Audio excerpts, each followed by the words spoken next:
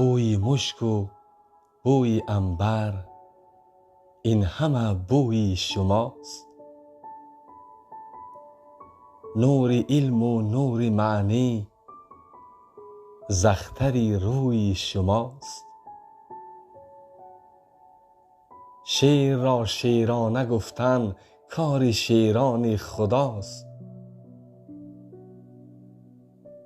قوه شعر خدا در دست و بازوی شماست. ما به گرد صنعت و معنی عروس آواره ایم، این بهار بیکران چون تشنه جوی شماست. تیره گردد ماه از هر حرف روزافزونتان، آسمان مفتون احراف شکرگوی شماست. میوه باغ شما بودن مرا به از بهشت،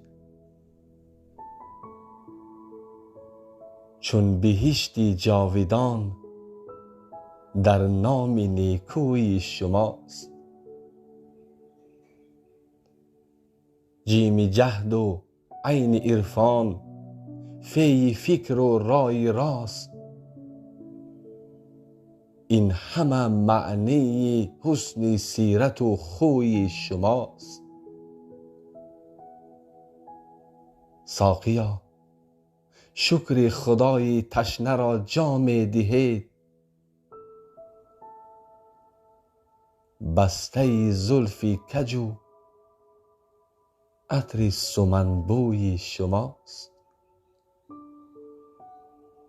این همه بوی شماست.